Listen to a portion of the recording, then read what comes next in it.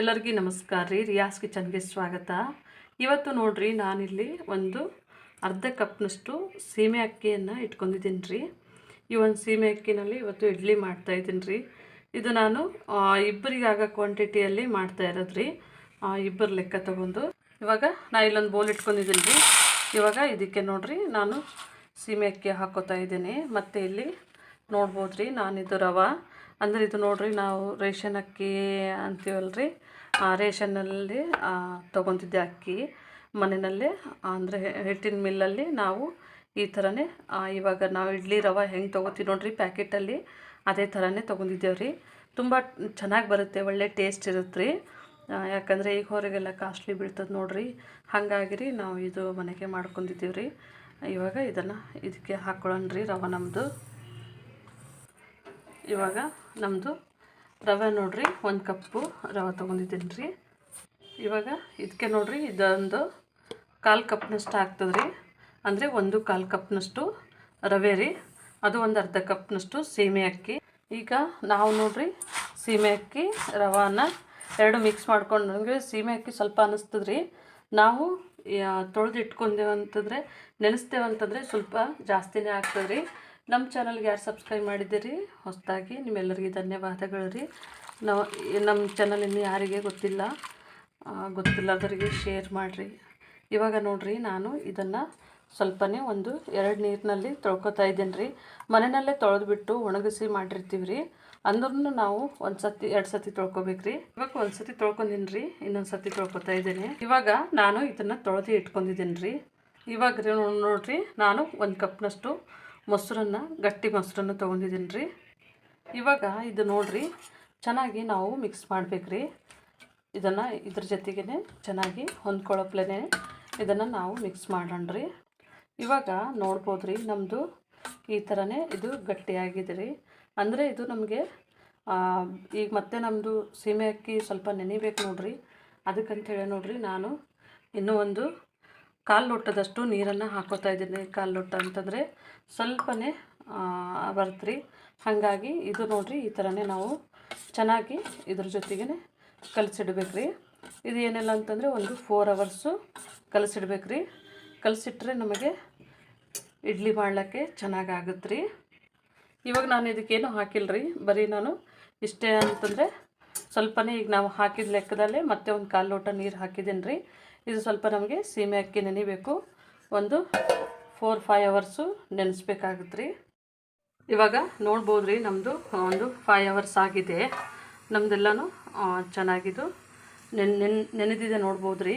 ನಮ್ಮದು ಸೀಮೆ ಅಕ್ಕಿ ಹಾಕಿದೆ ನೋಡ್ರಿ, ಅದು ಚೆನ್ನಾಗಿ ನೆನೆದಿದೆ. ಇವಾಗ ನಮಗೆ ಇದು ಇಡ್ಲಿ ಹಾಕ್ಲಿಕ್ಕೆ ಸರಿಯಾಗಿ ನಮಗೆ ಇದು ಹದವಾಗಿದೆ ರೀ.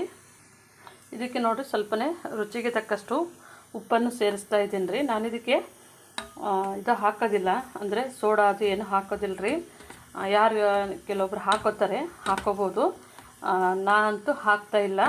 ಇದು ಸ್ವಲ್ಪ ನಾವು ಉಪ್ಪನ್ನು ಚೆನ್ನಾಗಿ ಹಾಕಿದ್ಮೇಲೆ ಈ ಥರನೇ ಚೆನ್ನಾಗಿ ಕಲಿಸ್ಕೊಂಡು ಇದಕ್ಕೆ ನೋಡಿರಿ ನಾನು 1 ಬಟ್ಲಷ್ಟು ಕೊಬ್ಬರಿ ತುರಿ ಅಂದರೆ ಕಾಯಿ ತುರಿಯನ್ನು ತೊಗೊಂಡಿದ್ದೀನಿ ರೀ. ಈ ಕಾಯಿ ತುರಿ ನೋಡಿರಿ ಇದ್ರೊಳಗೆ ಮಿಕ್ಸ್ ಮಾಡ್ಕೊಳ್ಳೋಣ ರೀ. ಅದು ಸ್ವಲ್ಪ ನನಗೆ ಸ್ವಲ್ಪ ಉಳ್ಕೊಂಡಿದ್ದು ಸಣ್ಣ ಪೀಸ್ಗಳು ಬಂದಿದ್ದಾವೆ ರೀ. ಅದು ತೆಳ್ಳನ ಪೀಸ್ ಇದೆ, ಏನು ದಪ್ಪಂದೇನಿಲ್ಲ.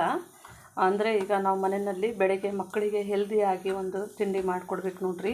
ಯಾವಾಗಲೂ ನಾವು ಒಂದೇ ಥರ ಮಾಡಿಕೊಟ್ರೆ ಮಕ್ಕಳೇನೋ ಬೇಜಾರು, ಈ ಥರ ಮಾಡಿಕೊಟ್ರೆ ತುಂಬ ಚೆನ್ನಾಗಿರುತ್ತೆ. ಇವಾಗ ನಮಗೆ ಇದು ಇಡ್ಲಿ ಹಾಕ್ಲಿಕ್ಕೆ ನಮಗೆ ಕರೆಕ್ಟಾದಂಥ ಒಂದು ಸರಿಯಾಗಿದೆ ರೀ. ಇದನ್ನು ನಾವು ಈಗ ಇಡ್ಲಿ ಪಾತ್ರೆ ತೊಗೊಳ್ಳೋಣ. ಇವಾಗ ನಮ್ಮದು ಇಡ್ಲಿ ಸ್ಟ್ಯಾಂಡಿಗೆ ನಾನು ನೋಡ್ರಿ ಇದು ಎಣ್ಣೆಯನ್ನು ಹಚ್ಕೊಂಡು ಇಟ್ಕೊಂಡಿದ್ದೀನಿ ರೀ. ಇದಕ್ಕೇನೆ ಸ್ವಲ್ಪ ಬ್ಯಾಟ್ರ್ ಹಾಕೋತಾ ಇದ್ದೀನಿ. ನೀವು ಬೇಕಿದ್ರೆ ಇದಕ್ಕೆ ಸ್ವಲ್ಪ ಈರುಳ್ಳಿ ಫ್ರೈ ಮಾಡಿನೂ ಹಾಕ್ಬೋದು ರೀ, ಅಂದರೆ ಒಂದು ಟೇಸ್ಟ್ ಚೆನ್ನಾಗಿರುತ್ತೆ.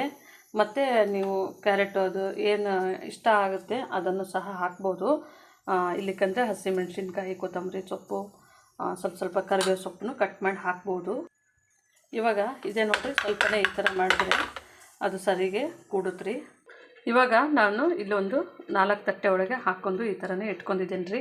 ನಮ್ಮದು ನೀರು ಕುದಿ ಬರ್ತಾ ಇದೆ. ಇವಾಗ ನಮ್ಮದು ಸ್ಟ್ಯಾಂಡನ್ನು ಇಟ್ಕೋತಾ ಇದೆ.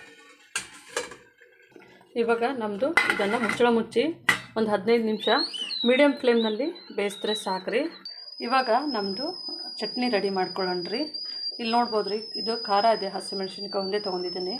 ಸ್ವಲ್ಪನೇ ಶೇಂಗದ ಕಾಳು, ಒಂದು 4 ಎಸಳು ಬೆಳ್ಳುಳ್ಳಿಯನ್ನು ತೊಗೊಂಡಿದ್ದೀನಿ ರೀ. ಇವಾಗ ಇದಕ್ಕೆ ನೋಡಿರಿ ಸ್ವಲ್ಪನೇ ಹುರುಗಡ್ಲೆನ ತೊಗೊತಾ ಇದ್ದೀನಿ. ಮತ್ತು ಸ್ವಲ್ಪನೇ ಇದು ಕಾಯಿ ತುರಿಯನ್ನು ತುರಿದಿಟ್ಕೊಂಡಿದ್ದೀರಿ. ಸ್ವಲ್ಪನೇ ಕೊತ್ತಂಬರಿ ಸೊಪ್ಪು ಮತ್ತು ಸ್ವಲ್ಪನೇ ಹುಣಸೆ ಹಣ್ಣು ಹಾಕ್ತಾಯಿದ್ದೀನಿ ರೀ. ಇವಾಗ ಇದಕ್ಕೆ ಸ್ವಲ್ಪ ರುಚಿಗೆ ತಕ್ಕಷ್ಟು ಉಪ್ಪು ರೀ. ಮತ್ತು ಇದಕ್ಕೆ ನೋಡಿರಿ ಸ್ವಲ್ಪನೇ ನೀರು ಹಾಕ್ಕೊಂಡು ನಾವು ಚಟ್ನಿ ರೆಡಿ ಮಾಡ್ಕೊಳ್ಳೋಣ. ಇವಾಗ ನಮ್ಮದು 15 ನಿಮಿಷ ಆಗಿದೆ ರೀ. ನಾನು ಸ್ಟವನ್ನು ಆಫ್ ಮಾಡ್ಕೊತಾ ಇದ್ದೇನೆ. ಇವಾಗ ನಮ್ಮದು ಚಟ್ನಿ ರೆಡಿ ಆಗಿದೆ ರೀ. ನೋಡ್ಬೋದು ನಮ್ಮದು ಚಟ್ನಿಗೆ ಸ್ವಲ್ಪನೇ ನಾನು ನೀರು ಹಾಕ್ಕೊಂಡಿದ್ದೀನಿ ರೀ. ಸ್ವಲ್ಪ ಇದಕ್ಕೆ ಚಟ್ನಿ ನೀರಾಗಿದ್ದರೆ ಟೇಸ್ಟು ಚೆನ್ನಾಗಿ ಬರುತ್ತೆ ರೀ. ಇವಾಗ ಒಂದು ಬೌಲಿಗೆ ಹಾಕೋಣ. ನೋಡ್ಬೋದು ರೀ, ನಮ್ಮದು ಸಬ್ಬಕ್ಕಿ ಎಲ್ಲ ಚೆನ್ನಾಗಿ ಬೆಂದಿದೆ, ಕಾಣ್ತಾ ಇದೆ. ಇದನ್ನು ನಾನು ಕೆಳಗಡೆ ಇಳಿಸ್ಕೊತೀನಿ ರೀ. ಸ್ವಲ್ಪ ತಣ್ಣಗಾಗಬೇಕು, ಬಿಸಿ ಇದೆ.